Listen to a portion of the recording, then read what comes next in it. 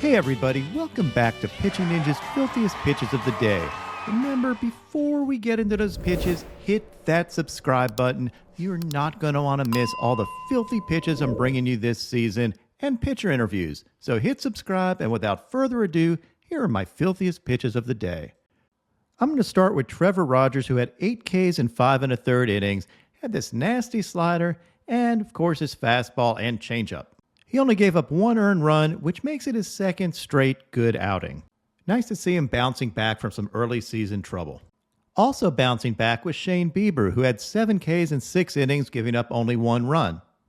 He had his trademark knuckle curve working, as well as his slider and cutter.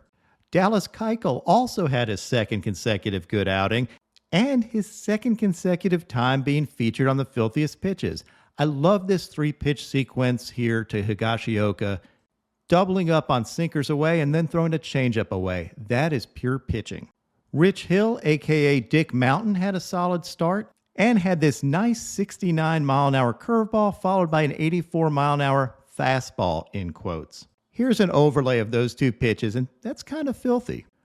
Chris Bassitt can flat-out pitch. He had 8 strikeouts in 5 2/3 innings, and check out this overlay. This shows how he works hitters. It's a sinker and a slider overlay, and you can see how they cross at the edge of the plate. The sinker looks like a ball and is a strike, and the slider looks like it's going to be in the zone, but veers out of the zone and still gets the swing. That is pitching. Bassett had a hard time getting on the same page with his catcher this game. As you can see here, there was about 1 minute and 20 seconds between pitches, which is about the time it takes to run the Kentucky Derby from the half-mile pole. Somebody needs to start using PitchCom.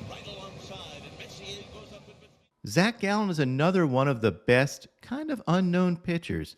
He had 9 strikeouts in 6 innings, giving up only 2 hits. He had a wicked changeup working, and here's his changeup overlaid with his fastball to see how tough it is to hit. He also had his nasty knuckle curve. Gallen's ERA on the season, 1.05. He is an ace. Charlie Morton was absolutely disgusting. He has his curveball back, and when he does, he's virtually unhittable. He had 9 Ks in 6 innings, and look at these curveballs. Just disgusting movement. Over the past several years, Morton has led all starters in curveball spin rate. Of course, he's not just a curveball god. He also throws his fastball up to 97 miles an hour. Yes, 38-year-old Charlie Morton still has elite velo. And you can see from these overlays how well his fastball and curveball work together.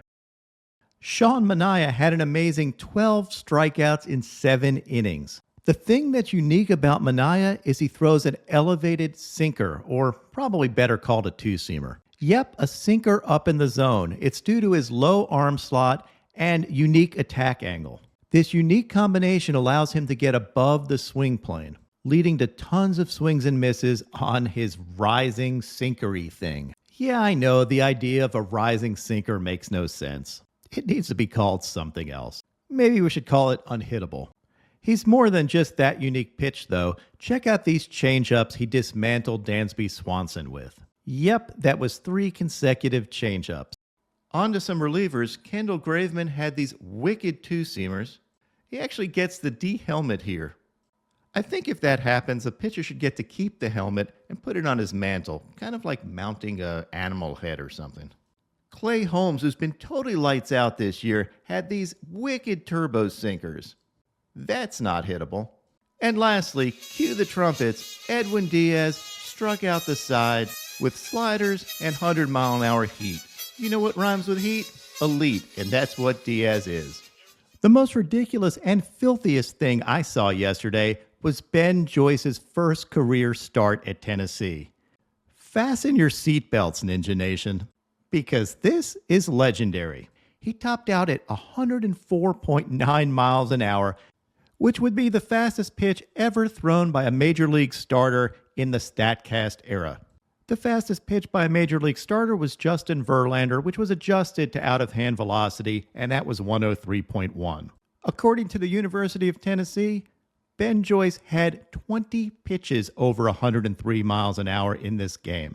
And when you throw that hard, you might get some terrible swings on your slider. Look at these chases on these sliders in the opposite batter's box. That is insane.